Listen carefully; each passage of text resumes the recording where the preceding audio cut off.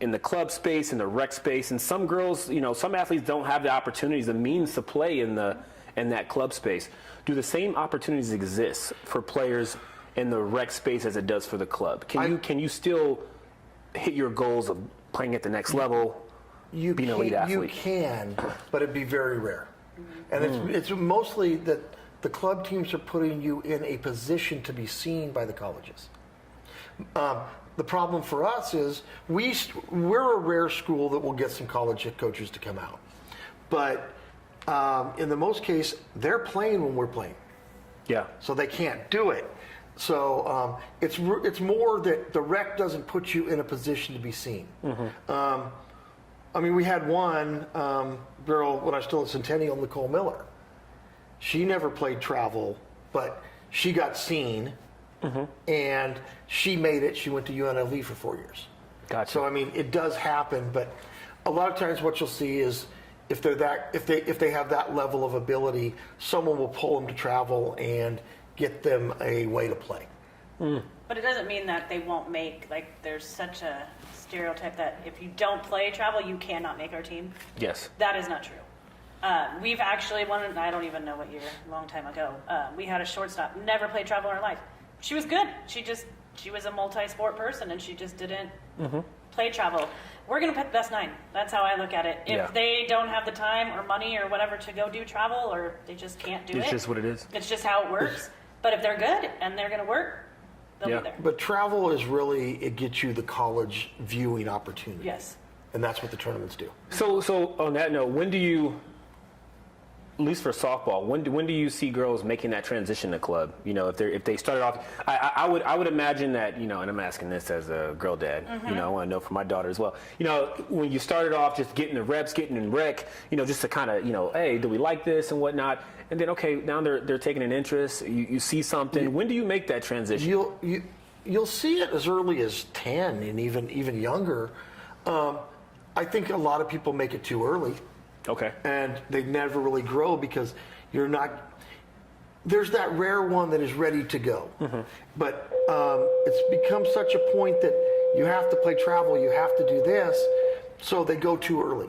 They don't have the fundamentals to reach what those highly recruited players are getting. So I guess a better question is, bringing that up, when do you guys think is the best age? You bring up the fundamentals and sometimes I think some parents are a little bit overly enthused, Yes. To put it That's usually what happens. in the most diplomatic way. It's like when is the so there it's actually developmental. I would say for me, between by 12, but usually between 10 and 12. 10 and 12. Is that 5th grade, 4th grade? Yeah, it's like 5th grade. Yeah. I look at it different only because I played and I got exhausted and I wanted a life. Yeah. And that's what you do see a lot. They play a lot more than I did. These girls sometimes look forward to high school because all of a sudden they have weekends. Yeah. But they are non-stop, especially from September to December. Yeah. So, it's not only the kid that has to be ready, the parents have to be ready. For sure. And that's a huge thing. I personally think it's more 5th grade. 5th grade. In between 5th and 6th. But that's just me. Yeah. Because I feel like a lot of times the kid gets burnt out right around when they go to middle school, when they turn not nice kids. 7th, 8th, and they become older and they want to know. So if they've already played a long time, I feel like that's when they tail off. So in between 5th and 6th is what I would say. I would actually like to see travel be more like at 8s and 10s, more regional, not going all over the country and all that. A little more regional, and then starting maybe the first, where you go the full national and all that at 12s. Gotcha. Oh, that's interesting. So you're saying start them early so they can kind of get those reps, or I say not start early, but that's not start early. Is 5th grade early? Is that I think in between 5th and 6th grade, but the difference is when I played, they didn't have all the training like you have. They didn't have. I didn't even know how to lift weights until I went to college. But there's so many coaches, fielding coaches and hitting coaches, so you don't have to go to that extreme travel ball organization. You can still get your reps and skill and be one-on-one. So I can see 10-year-olds going in and doing fielding lessons and hitting lessons and running and lifting and that sort of thing but not have to jump to the travel ball. Gotcha. Type like of you're getting the development getting piece. the development, but you're not, and getting you're the, not the, going the, to get the competitive in reps. Exactly. Yeah. But you're getting those reps, and then you'll be ready. Yes. And then you won't feel like a failure because you had those reps, and then you'll love it. Gotcha. I like that plan. That sounds Yeah. good. That sounds good. But think, that's a good segue though. So, how important is strength training in your guys' program? And then you talk about girls getting concussions. I would imagine it has to play somewhat of a role, right? That's something that you guys deal with. Oh yeah. For me, strength training I think is important, but we don't have an actual strength program here. They do it a lot on their own. One, because we aren't qualified to do it, and I think you got to be very careful telling people to go lift if you aren't qualified to teach them how to lift correctly. Yeah. Because I've seen people injured not lifting correctly. So I think it is important, but it has to be under a plan that with certified people. Yeah. No, absolutely. I run a sports academy. I work with kids all day, teach them how to strength train. And one of the things I tell the kids and parents, I'm like, look, they're going to, we get a lot of football, baseball, like you're going to go to a program where that coach is probably just a coach.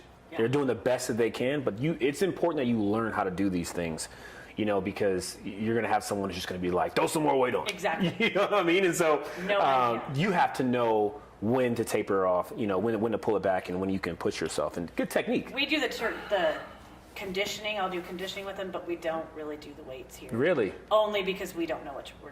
Because we don't really know what we're doing. With that. Like the football coaches have volunteered, in the past, and it's just never really come together.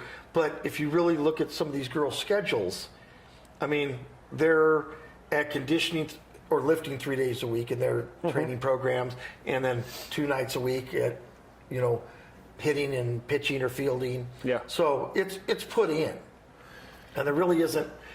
I think it's important to not get hurt. Like lifting, I think helps you not get injured. For sure. Sure. So they are doing that for sure. It would be nice, but we also have limited time that we see them. Yeah, of course. So it's finding. It would be great to have it, but and we really don't. When you have to share one weight room with all the sports, enough time that you can get in and keep it consistent, because I think you have to have consistency on a lifting program also. You gotta the time that you do have. You were talking about that earlier, Ricky. It's like the time you have, it's blocked out. Like you guys are on a tight schedule, so that makes sense. Do you guys talk to your girls about strength training and the benefits? Is that anything that you guys bring up to them? It's been talked about, probably not as much as we should. Okay. Because they're getting a lot of that through the travel stuff is being set up. They're getting their strength training set up through their travel organization. I ask because, I always find that girls, I feel like, compete more than boys. Yeah, and it's just, it doesn't take much to get a young boy in the weight room and be like, hey, I got to build myself up. You just don't see that. Even though girls get the same benefits, you just don't see so many girls in that. But I also know there's a lot of stigmas and, misinformation with girls in strength training. So I ask because I just wondered, you guys have an incredible program. How do you guys have those conversations with your girls, and is it, but is it something that you guys talk with them about or a little bit? Yeah, not much. Not much, but more they tell us, they'll go, okay, we're going to training here, and then we'll ask them what kind of training are they doing. Gotcha. Yeah. Those kind of things. But it's trying to fit it all in with their schedule too, because even though, as we know, sometimes coaches don't have lives they want them. Yeah. I get that. And you got to give it to them. Yeah, for sure. And you guys deserve life too. Yeah. That's important. On a side note, I coach a lot of youth sports too. I'm sure Cody knows that. Oh, yes. Make sure you bring that up to him. But it's like the first year I haven't coached, and it's been amazing. And especially now I got my daughter, and so everything changed. It was like Ms. Bath never cared, now she cares. Exactly. So now that's funny. I got one more question for you guys. So NIL, big part of sports now. Kids getting paid. How have you guys seen it affect softball? A little bit. At the next level? Yeah. Can you share some of that, of what your guys' thoughts are on that? And Well, I mean, you see it a little bit. I mean, we're not involved in it. I mean, we just see it on, what's been written about, things like that. Like, what is it, Nigel Kennedy going from Stanford to Texas Tech for $1.2 million a year. Excuse me, that's why I asked, because I'm like, that's crazy. My thing is, I think it's great that women are going to be able to get in on making some money on the sport and all that. What I'm concerned about is it going to change college sports to where receiving the education and the love of the game isn't as important as getting that NIL. That's what I think. For sure. I think it's going to be the money more important. You're a young kid. You hear $1.2 million. You think you can live on that for life. We all know you can't. Yeah.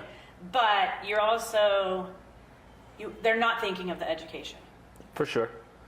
Which is, and that's tough. 1.2 will make you. 1.2 Stanford education. I mean, it's like, what do you do?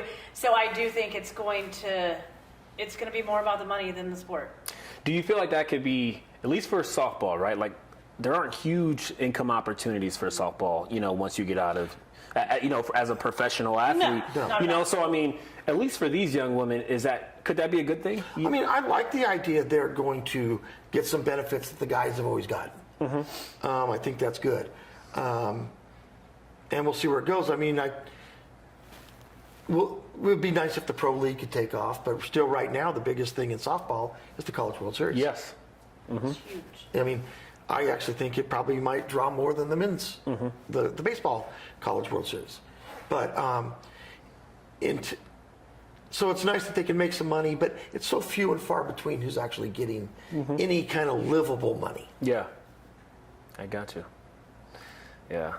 I'm just making mental notes, I'm like, I'm trying to see what my daughter, like, where do we want to explore? Yeah. I mean, but the education is important. Well, there's no doubt about it. The only thing different, I mean, I think it's because at my house we argue about it because it's all boys. Because Taylor lives in New Orleans, and I'm like, men have more opportunities after college to go on to sports and make money. Yeah. Where women don't. So we have to think of the education a little bit more than they do.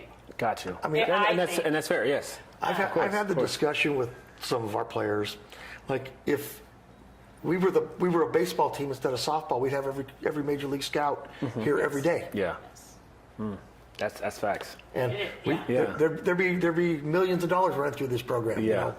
With the players receiving that. But I mean, because we've had some of the top kids around. So yeah, it's I think it's that catch-22. I mean, it's good and bad. Yeah. I hope it doesn't change the sport. It's going to change the student athletes. Yeah, I'm on the whole opposite side of the NIL than anyone else. Really? Yeah. I mean, you see the impact that it's having on football. 100%. I mean, it's and It's it's so fast too, and we're not done. When Caleb Williams could have made more money probably sitting at USC than even going to the Bears. Yeah. But then that's where I have a problem. Like, how do you even respect your coach? Yeah. It's just like it's like he said, a catch-22. There's good and bad. And the rich are going to get richer. Yeah.